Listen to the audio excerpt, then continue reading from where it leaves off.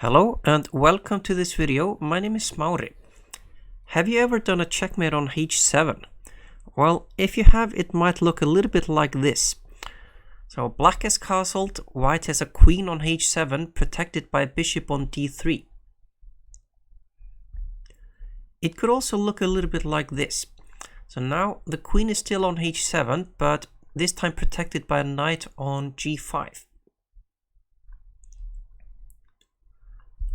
And here's another example. So we again have a bishop on d3 and the queen is always on h7 and the king is always on g8 in this mate, and the king cannot take the queen because it is protected by the bishop.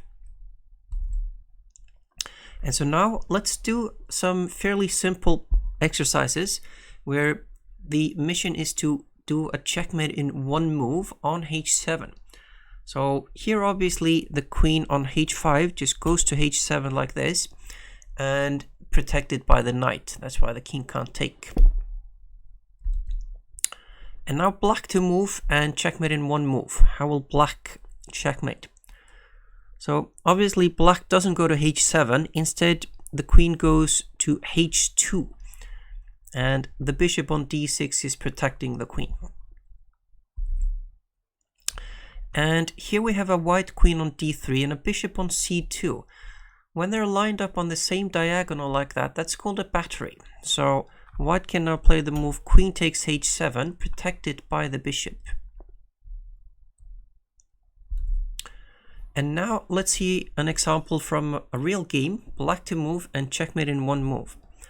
So notice that black has a queen on h5 and a knight on g4. So therefore black can play, and did play in fact, queen takes h2 checkmate. Another example from a real game, white to move and checkmate in one move. So notice how the knight on g5 is looking at the h7 square, and white has a queen on c2 that can now move up all the way to h7, and that is checkmate. The queen is protected by the knight and the king can't run anywhere, so checkmate. And now finally I want to show you a game that I played myself in an actual tournament where I did this checkmate. And I was white and I played d4, and after d5 c4 we have the queen's gambit, and my opponent played knight f6, which is called the martial defense and is not considered the best way to meet the queen's gambit. And after c takes d5, knight takes d5, e4, look at those pawns in the center. White is really happy having those pawns there, and also the white pieces are going to come out very easily. So after knight f6, knight c3, e6, knight f3, b6, bishop f4, bishop b7, bishop d3. Notice how all of the white minor pieces are out, and also white is ready to castle. So after knight c6, I simply castled. And I also did a little trap. So the trap is like this. If black now takes the pawn on d4, I take. And if he takes here, he maybe thinks he has won a pawn and traded knights. But now I can play the move bishop b5 checks. So this is called a discovered attack or a discovered check, and this will win the black queen. So because of this check, black now has to lose the queen. So I could play queen d7, bishop takes queen, or he could move the king, or he could block with a knight, but in all cases he loses his queen. My opponent didn't fall for this. He instead played bishop e7, and then after the moves rook c1, castles, bishop b1, I'm actually getting ready with this move bishop b1 to set up the battery that we'll see. And after rook c8, a3, knight b8, black wants to push his c pawn to attack my center, which is a good plan, I think.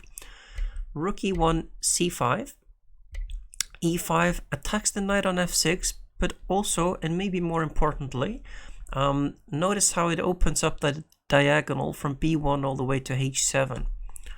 And after knight d5, the knight is attacking and threatening to win the bishop on f4, so I just simply traded knights to avoid that, like this.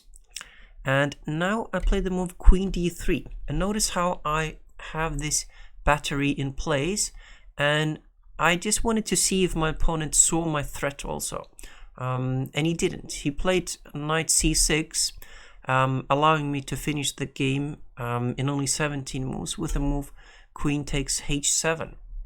So it was a very short win, and I was, to be honest, surprised that he didn't see the threat. But if he had, white still would have had a good position, and it's very often a good thing just to see if your opponent spots your checkmate threat. Either he does or he doesn't, and so it can be a really quick win if he doesn't.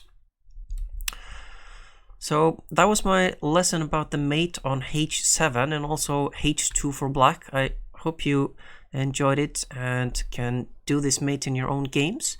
Thank you very much for watching, and see you in the next one. Bye bye.